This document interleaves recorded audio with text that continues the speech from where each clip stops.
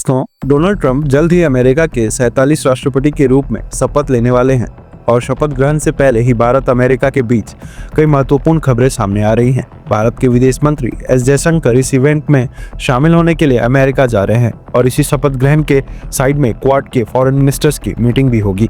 Quad यानी Bharat, America, Australia और Japan के फॉरेन मिनिस्टर्स इस मीटिंग में कुछ बड़े इश्यूज पर चर्चा करेंगे। एक और बड़ी बात यह है कि डोनाल्ड ट्रंप के प्रेसिडेंट बनने के पहले साल में ही उनका भारत दौरा हो सकता है, जो अप्रैल के महीने में एक्सपेक्टेड है। इस दौरे के दौरान क्वाड समिट भी भारत में ही होगी। अब सवाल उठता है कि डोनाल्ड ट्रंप का ये दौरा भारत के लिए क्यों इतना महत्वपूर्ण है और क्या ये डिफेंस कोऑपरेशन को एक नए लेवल पर ले जा सकता है। रिपोर्ट्स के मुताबिक ट्रंप इस दौरे के दौरान भारत को F-35 lightning II fighter jet offer कर सकते हैं।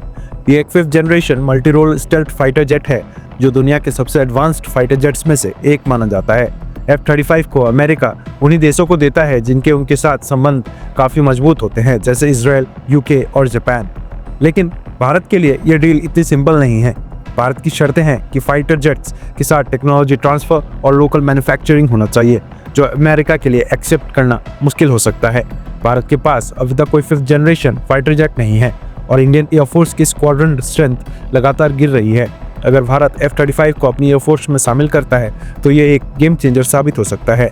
कुछ बड़े चैलेंजेस भी हैं। S-400 डिफेंस सिस्टम, भारत के पास पहले ही रशिया का advanced S-400 air defence system है, जो F-35 के इंटीग्रेशन के लिए एक बैरियर बन सकता है। मेंटेनेंस और ऑपरेशनल कॉस्ट भी काफ़ी हाई है। F-35 का प्रोडक्शन और मेंटेनेंस काफ़ी हाईटेक और कॉस्टली है। क्या भारत इसको सस्टेन कर पाएगा? फिर भी एक्सपर्ट्स का मानना है कि भारत को अपनी एयरफोर्स के मॉडर्नाइजेशन के लिए कुछ बोल्ड डिसीजंस लेने होंगे। X air marshal Anil Khosla कहते हैं कि भारत को शुरुआत में कम से कम 2 स्क्वाड्रन्स F-35 के खरीदने चाहिए। साथ ही एम का प्रोजेक्ट, जो कि AMCA प्रोजेक्ट है, वो भी फास्ट ट्रैक पर लाना होगा, जो भारत का अपना indigenous 5th generation fighter jet project है। प्रोजेक्ट्स के अलावा भारत और अमेरिका के बीच स्ट्राइकर ICVC यानी इन्फेंट्री कॉम्बैट व्हीकल प्रोजेक्ट पर भी बातचीत हो रही है। इस प्रोजेक्ट के 3 फेजेस होंगे। शुरुआत में कुछ स्ट्राइकर व्हीकल्स को अमेरिका से डायरेक्टली इंपोर्ट किया जाएगा, फिर इनका प्रोडक्शन भारत में किया जाएगा, जिसमें इंडियन कंपनीज को शामिल किया जा सकता है।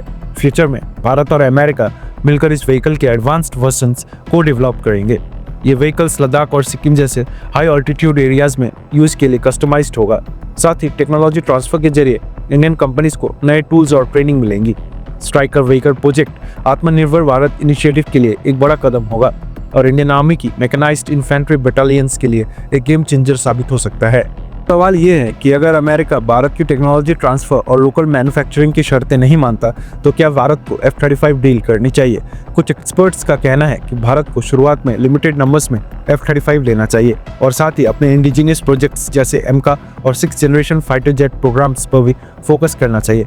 दोस्तों, डोनाल्ड ट्रंप की इस टेन्योर में भारत और अमेरिका के रिश्ते और मजबूत होने की संभावना है, खासकर डिफेंस और स्ट्रैटेजिक पार्टनरशिप की एरियाज में। दोस्तों, आप लोगों का क्या ओपिनियन है? क्या भारत को अमेरिका के साथ F-35 डील करनी चाहिए या फिर इंडिजिनियस प्रोजेक्ट्स पर ज़्यादा फोकस करना चाहिए? अपने विचार कमेंट बॉक्स में जरूर शेयर करें। ऐसे ही और अपडेट्स के लिए हमारे चैनल को सब्सक्राइब करना ना भूलें। तब तक के लिए जय हिंद।